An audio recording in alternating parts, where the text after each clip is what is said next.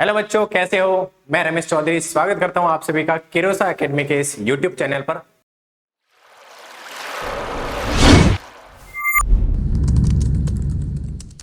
तो बच्चों देखो, बहुत ही बड़ी खुशखबरी आ चुकी है।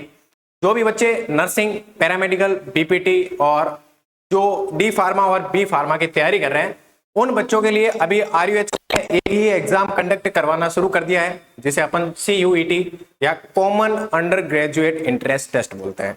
तो बच्चों, इस जो एग्जाम है इसके फॉर्म आ चुके हैं।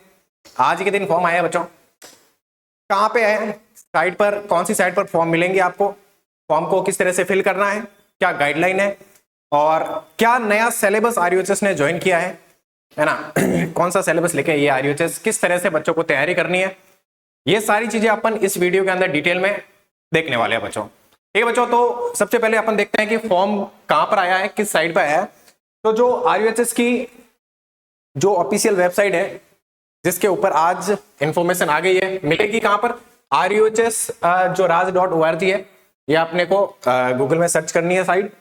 फिर वहां पर यूनिवर्सिटी का पैनल खुल जाएगा। यहां पर अपने को क्या करना है, जैसे जैसे आप ऊपर स्लाइड करेंगे तो देखो बच्चों, क्विक लिंक पर देखो, यहां पर आ रहा है देखो CUET एप्लीकेशन। क्या करना है, क्विक लिंक पर जाना है और CUET एप्लीकेशन लिंक यहां पर मिल जाएगा आप लोगों को। ठीक है, इस पर क्या करना है, क्लिक करना है। ये देखो बच्चों, इस तरह से आपको पोर्टल खुलेगा। Rajasthan RUHS common undergraduate entrance test RUHS CUET। ठीक है बच्चों, देखो फॉर्म आ गए हैं, ये सारी चीजें, ऐसा पैनल खुलेगा। यहाँ पर इंफॉर्मेशन ब्राउजर है और कुछ सिलेबस अपडेट है ना बच्चों। तो क्या सिलेबस है वो अपन बाद में देखने वाले हैं, किस तरह से फॉर्म फिल करेंगे उसके बारे में आज देखने वाले हैं इस वीडियो के अंदर। कैसे फॉर्म भरना है, क्या क्या डॉक्यूमेंट मिलेंगे अपने को, है ना, और किस तरह से नाम लिखना है, फोटो कितने चाहिए, सिग्नेचर वगैरह, सिग्नेचर और फोटो की क्या साइज रहेगी, उन सारी चीजों के बारे में अपन बात करने वाले हैं। तो देखो, जो फिल फॉर्म के अंदर जाना है अपने को, फॉर्म तुम लोग अपने फोन से भी भर सकते हो या फिर किसी भी ई मित्र पर जाकर फॉर्म भर सकते हो बच्चों, है ना। कुछ चीजों का ध्यान रखना फॉर्म भरते समय, जो जनरल इंस्ट्रक्शन है उनको ध्यान रखना। आवेदन फॉर्म भरने के कुछ ये दे रखे हैं यहाँ पर। जो अपना पासपोर्ट साइज फोटो है वो JPG में होना चाहिए। देखो बच्चों, जो पासपोर्ट साइज फोटो है वो किस में होना चाहिए, JPG फॉर्मेट के अंदर होना चाहिए, ध्यान रखना। और उसकी मैक्सिमम जो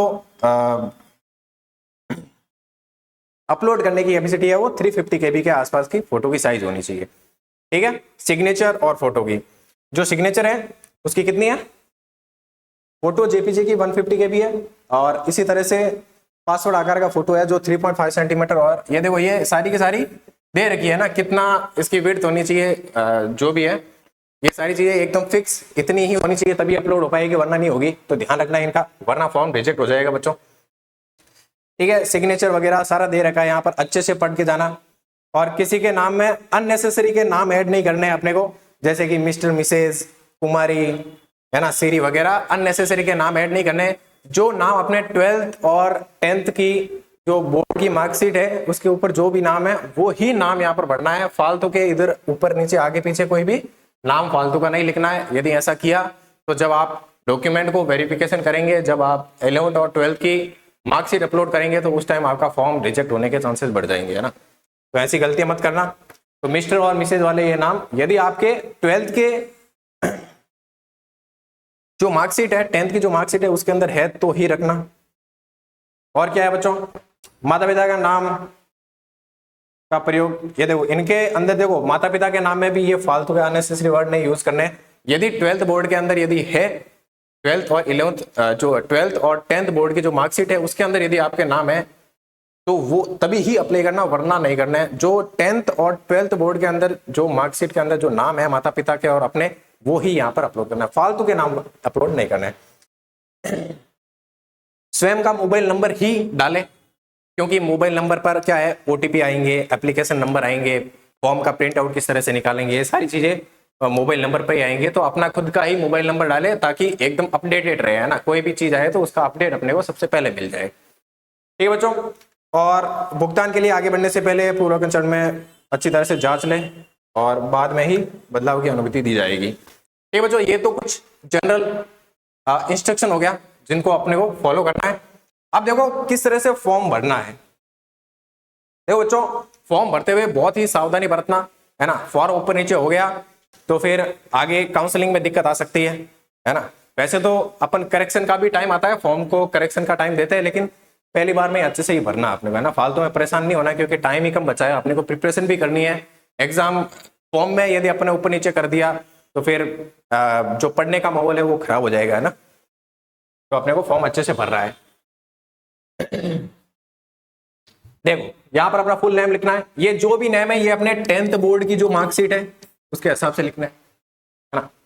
अपना नाम यहाँ पर नाम लिखना है। उस फिर यहाँ पर कंफर्मेशन ऑफ नाम है, फिर फादर्स नेम है, मदर्स नेम है, जेंडर जो भी मेल फीमेल जेंडर जो भी जेंडर हो, फिर यहाँ पर date of birth, age age on, ठीक है, कि जो 31 दिसंबर 2025 तक आप कितने साल के हो जाओगे। और मोबाइल नंबर लिखना है, यहाँ पर खुद के ही मोबाइल लिखना है और इन्हीं मोबाइल नंबर को वापस लिखना है। ईमेल आईडी भी खुद की डालनी है क्योंकि एप्लीकेशन नंबर वगैरह सारे ईमेल आईडी पर ही आएंगे, तो ध्यान रखना उस चीज का है ना। देखो यहाँ पर जो भी चीजें डाल रहे हो, जिनके कांटेक्ट में रह रहे हो ना तुम लोग, वही चीज डालना ताकि तुम लोगों को फायदा रहे, अपडेटेड रहे, कोई भी इंफॉर्मेशन आए तो वो तुम लोगों तक पहुंचे है ना। ऐसा काम करना। ईमेल आईडी को कंफर्म करना है। Mobile number WhatsApp mobile number ही मोबाइल नंबर डाल सकते हो इसमें। माइनॉरिटी है येस या नो, जिसको भी माइनॉरिटी हो तो वो येस कर सकता है, नहीं है तो नो कर सकता है। और सिटीजन राजस्थान का है, क्योंकि देखो बच्चों ये जो RUHS CUET एग्जाम जो फॉर्म आए हैं ये राजस्थान और अदर स्टेट का बच्चा भी भर सकता है ना। ओनली ऐसा नहीं है कि केवल राजस्थान के ही बच्चे भर सकते हैं, ऐसा नहीं है बच्चों। राजस्थान और अदर स्टेट के भी बच्चे इस फॉर्म को भर सकते हैं, काउंसलिंग करवा सकते हैं, अलग से उनके लिए रिजर्वेशन है। और यदि आप PW में हैं तो येस नो कर सकते हैं। और अप्लाइंग फॉर एग्जाम, कौन से एग्जाम में आप आपका क्या सिलेबस है। 12th आपने बायो से की है या मैथ से की है तो PCB और PCM का ऑप्शन है। डिफेंस कोटे में है आप तो उसको येस करें, क्योंकि जो डिफेंस कोटे में उनको 1 से 2% का अलग से रिजर्वेशन मिलेगा है ना, उसका फायदा मिलेगा बच्चों। तो जो डिफेंस में है वो येस कर सकते हैं, जो डिफेंस में नहीं है उनको नो करना। ठीक है, और क्या है इसमें। परमानेंट एड्रेस डालना है, जो आधार कार्ड में एड्रेस है वो ही डालना है ना। एड्रेस लाइन स्टेट राजस्थान का है वो राजस्थान डाल सकते हैं, जो बाहर का है वो बाहर का स्टेट डाल सकते हैं। डिस्ट्रिक्ट की बात करें और पिन कोड स्टेट के हिसाब से पिन कोड डालना, डिस्ट्रिक्ट के हिसाब से। और पोस्ट ऑफिस जो अपन डिस्ट्रिक्ट डालेंगे उस डिस्ट्रिक्ट जो डिस्ट्रिक्ट है उसके आसपास का पोस्ट ऑफिस ही रहेगा। जो जहाँ तहसील है अपनी, जहाँ तहसील पड़ती है वहाँ पोस्ट स्टॉप जो पोस्ट ऑफिस है वो आप डाल सकते हो। और जो करस्पॉन्डिंग एड्रेस है वो अपन सेम ही रख सकते हैं, मतलब कि इसका मतलब है कि अभी आप कहाँ रह रहे हो और जो आपने यहाँ एड्रेस डाला है कि क्या वो वहीं का है ना। तो अभी जहाँ पर देखो कोई बच्चा घर पे पढ़ रहा होगा, कोई कहीं कोचिंग में एडमिशन लेके पढ़ रहा होगा, तो जो प्रेजेंट टाइम में आप कहाँ हो उसका एड्रेस यदि सेम है तो यस कर दो, नहीं है तो नो कर सकते हो, ऐसे कोई दिक्कत नहीं है यहाँ। सीनियर सेकेंडरी रिजल्ट डालना है, ठीक है। जो 12th बोर्ड का रिजल्ट है, सब्जेक्ट डिटेल डालनी है इसके अंदर की PCM है या PCB है। देख लेते हैं क्या है इसमें। जैसे कि पास है या अप्लाइड रिजल्ट, और मतलब जो बच्चे जिन बच्चों ने अभी 12th की है उन बच्चों का अभी तक रिजल्ट नहीं आया है तो वो बच्चे ये डाल सकते हैं कि रिजल्ट की आप वेट कर रहे हैं। और जिन्होंने 12th पास कर लिखी है वो पास पे जा सकता है, उसके लिए अलग से ऑप्शन आया, क्योंकि जो राजस्थान बोर्ड है उसके अंदर RBSE बोर्ड के अंदर जो 12th के एग्जाम हुए हैं उनका अभी तक रिजल्ट आना है, तो उन बच्चों के लिए अलग से ऑप्शन रखा है। ठीक है बच्चों, बाद में आप यहाँ पर अलग अलग सब्जेक्ट की जिसने पास किया है तो पास किए हुए बंदे के लिए आपके फिजिक्स केमिस्ट्री इंग्लिश के टोटल नंबर बताने हैं और उसके हिसाब से ये अपने आप परसेंटेज निकल जाएगा। तो एकदम सही से जो 12th बोर्ड के अंदर नंबर आए हैं वो ही लगाना, क्योंकि जब आप काउंसलिंग प्रक्रिया करवाने जाओगे, जब आपने एग्जाम क्लियर कर लिया और काउंसलिंग की बारी आई तो कॉलेज वाले अपने को एप्लीकेशन फॉर्म मंगवाएंगे और वहाँ पर सारी की सारी जो आपने जो भी डिटेल में भरा है वो सारी चीज़ें आपके जो ओरिजिनल डॉक्यूमेंट है उनसे मेल करवाएंगे, है ना। तो यदि वहां पर एक समान चीजें नहीं हुई तो वहां आपकी दिक्कत हो सकती है। ठीक है बच्चों, और क्या है, बोर्ड के डिटेल है, कौन सा बोर्ड है आपका, बोर्ड सेलेक्ट करना, किसी का आरबीसी बोर्ड होगा, बोर्ड ऑफ अजमेर होगा, है ना, जो राजस्थान के आरबीसी वाले हैं उनका अजमेर बोर्ड लग रहा होगा। और जो बाहर के बच्चे हैं, है ना, मैं क्या बोल रहा हूँ, राजस्थान के अलावा जितने भी बोर्ड है, यूपी हो गया, एमपी हो गया, जितने भी बोर्ड है, वो सारे बोर्ड के बच्चे इसके अंदर अप्लाई कर सकते हैं। तो जिनका जैसा जो भी बोर्ड है, 10th बोर्ड और 12th बोर्ड के अब जो आधार पर आप यहाँ से बोर्ड सेलेक्ट कर सकते हैं। यदि राजस्थान का बच्चा है तो उसके लिए बोर्ड ऑफ अजमेर आ जाएगा, है ना। तो यहाँ पर जितने अलग अलग बोर्ड है, जो भी बच्चा जिस बोर्ड से है उसको यहाँ पर भरना है।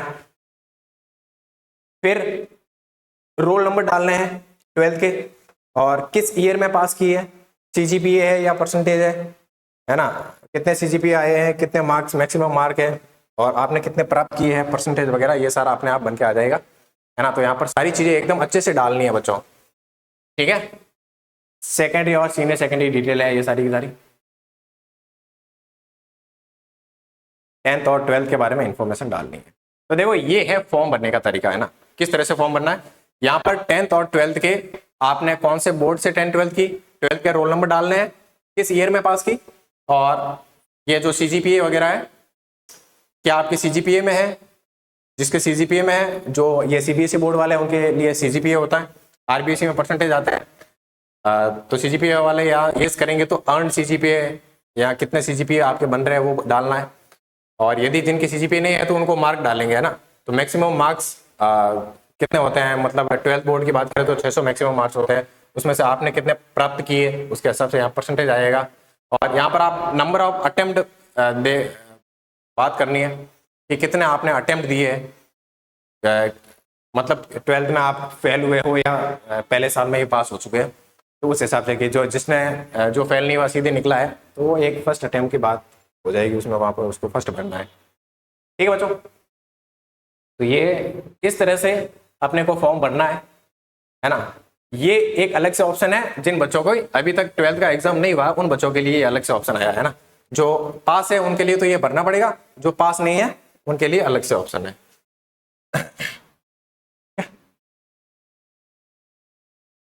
रिजल्ट की वेटिंग कर रहे हैं तो उनके लिए ओनली इतना ही भरना पड़ेगा, इसके बाद में आपको कोई डिटेल भरने की जरूरत नहीं है यदि किसी के रिजल्ट आया नहीं है तो। बाकी ये सारा एड्रेस वगैरह एकदम सही से भरना, और करस्पॉन्डिंग एड्रेस को अपन वैसे ही बोल सकता है। इसका ध्यान रखना बच्चों डिफेंस कोटे का, है ना। जो भी बच्चे डिफेंस में है, जिनके माता पिता पेरेंट्स डिफेंस में है, उनके लिए यहाँ पर यस करना, क्योंकि आप जब काउंसलिंग करवाने जाओगे तो डिफेंस कोटे के लिए अलग से अब जो गाइडलाइन है, डिफेंस कोटे के लिए अलग से 1 या 2% रिजर्वेशन मिल रहा है ना, तो वहां पर फायदा होगा। यदि आपने यहाँ पर नो कर दिया तो आप उस काउंसलिंग के अंदर डिफेंस कोटे का फायदा नहीं उठा पाओगे, ठीक है बच्चों।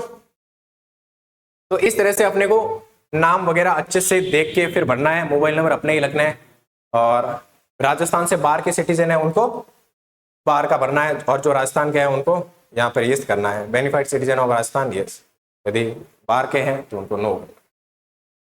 ठीक है बच्चों, ये तो हो गई फॉर्म भरने के बाद। इससे आगे क्या होगा,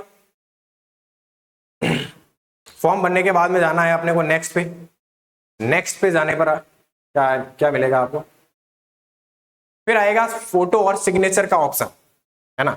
जब आप ये भरोगे, क्योंकि यहाँ पर मैंने तो पूरी डिटेल भरी नहीं है, भरने के बाद में मेरा अगला वाला पोर्टल खुलेगा, तो ये भरने के बाद में जब आप नेक्स्ट करोगे तो फोटो और सिग्नेचर अपलोडिंग का सिस्टम आएगा। देखो फोटो सिग्नेचर में क्या करना है, जो पीछे गाइडलाइन थी इंस्ट्रक्शन के अंदर, फोटो और सिग्नेचर की जो कितने केवीबी और किस के अंदर फॉर्मेट के अंदर होना चाहिए, तो सीजीपीए फॉर्मेट के अंदर अपने को केवीबी वगैरह दे रखे हैं, उसके हिसाब से ही अपने को फोटो अपलोड करनी है। उससे ज्यादा की फोटो अपलोड की तो या तो अपलोड ही नहीं होगी, और हुई तो भी फिर फॉर्म में दिक्कत आ सकती है। वैसे तो अपलोड ही नहीं होगी, तो फोटो को जितनी वो जिन्होंने जितनी कैपेसिटी की दी है उतनी ही बनानी है ना। फोटो अपलोड करो तो ऐसा नहीं है कि फोटो के नीचे डेट ऑफ बर्थ या फिर सिग्नेचर चाहिए, ऐसा कोई जरूरी नहीं है। यहाँ पर आप डेट ऑफ बर्थ और सिग्नेचर वाला सीन जो नीट में होता है वो इधर नहीं है ना, आप ओनली फोटो अपलोड कर सकते हैं। और जो सिग्नेचर होगा उसकी भी विड्थ और उसका कितना केवीबी का होना चाहिए, वो सारी चीजें आपको पहले बता चुके हैं अपन, जो इंस्ट्रक्शन है उसके अंदर मैंने बता दी है। वो यहाँ पर फोटो और सिग्नेचर अपलोड करना और फिर जो फी पेमेंट है वो आपको पे करना होगा। जैसे आपने फी पेमेंट पे कर दिया, आपका फॉर्म कंफर्म हो जाएगा और आपको मेल, जो आपने ईमेल दी है उस मेल और व्हाट्सएप नंबर पर एक मेल आ जाएगा कंफर्मेशन का और एप्लीकेशन नंबर का। ठीक है बच्चों, तो यहां से फॉर्म भरने के बाद में आपको एक एप्लीकेशन नंबर जनरेट होगा। उस एप्लीकेशन नंबर से क्या होगा, वहां से आप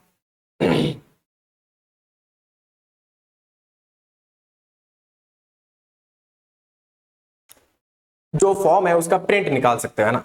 देखो, जो ईमेल देंगे ना आप, उस ईमेल पर ही एप्लीकेशन नंबर आएगा। वो एप्लीकेशन नंबर आप यहां पर एंटर करोगे, फॉर्म नंबर या एप्लीकेशन नंबर और डेट ऑफ बर्थ, और सर्च करोगे तो आपके सामने आपका पूरा एप्लीकेशन फॉर्म का प्रिंट आ जाएगा, जिसको आप प्रिंट निकलवा सकते हो। एप्लीकेशन फॉर्म है वो जरूरी है ना, जब आप काउंसलिंग करवाने जाओगे तो इसी एप्लीकेशन फॉर्म की वहां जरूरत पड़ेगी। ठीक है बच्चों, तो ये चीज है, यहां से एप्लीकेशन फॉर्म आप प्रिंट कर सकते हैं और जो आपने ईमेल दी है उसी ईमेल पर एप्लीकेशन नंबर आएंगे, उनको यहां डालना है। ठीक है, यहां तक किसी को कोई दिक्कत? स्टार्टिंग डेट ऑफ फॉर्म आज से शुरू हो रहा है, 16/4/2025 से, तो ध्यान रखना आज 16/4 से फॉर्म स्टार्ट हो रहा है। Last date of depositing fees 30 तारीख तक चलेगी बच्चों फॉर्म, 11:50 PM तक। ठीक है, लास्ट डेट है सबमिट फॉर्म की 30/4। ठीक है बच्चों, तो ये तो बात हो गई फॉर्म किस तरह से भरना है और कब से शुरू हो रहा है, लास्ट डेट कब है। यहाँ पर करेक्शन डेट भी है, सारी की सारी चीजें हैं वो भी, तो वो अपन सिलेबस के अंदर बात करते हैं। देखो आरयूएचएस ने एक नई गाइडलाइन भी जारी की है, जिसके अंदर अलग अलग कोर्सेज है, जैसे कि जो सीयूईटी एग्जाम है इसके अंदर नर्सिंग, पैरामेडिकल, फार्मेसी और बीपीटी सारों को एक साथ में एक ही कॉमन इंटरेस्ट टेस्ट हो रहा है ये। इस कोर्स के अंदर क्या होगा, जो नर्सिंग, जो पूरी की पूरी नर्सिंग फील्ड है, नर्सिंग फील्ड के अंदर बच्चे क्या करते थे पहले, प्राइवेट और गवर्नमेंट दोनों से नर्सिंग कर सकते थे, लेकिन अब यदि किसी बच्चे को राजस्थान के अंदर नर्सिंग करनी है तो उसको इस सीयूईटी फॉर्म को भरना ही पड़ेगा, चाहे आपको प्राइवेट कॉलेज लेनी हो या गवर्नमेंट कॉलेज लेनी हो, है ना। प्राइवेट कॉलेज और गवर्नमेंट दोनों कॉलेज पर इसी सीयूईटी एग्जाम से ही काउंसलिंग होगी, तो बच्चों इस चीज का आप ध्यान रखें, है ना। और जितने भी ये सारे एग्जाम है, बीपीटी, पैरामेडिकल, फार्मेसी और नर्सिंग, ये सारे एग्जाम का एक ही कॉमन टेस्ट होगा जिसे बोलते हैं सीयूईटी। फॉर्म आ चुके हैं, आज आया है फॉर्म, लास्ट डेट है 30 तारीख और करेक्शन डेट इससे भी आगे 8 तारीख के आसपास तक आप करेक्शन कर सकते हो, है ना।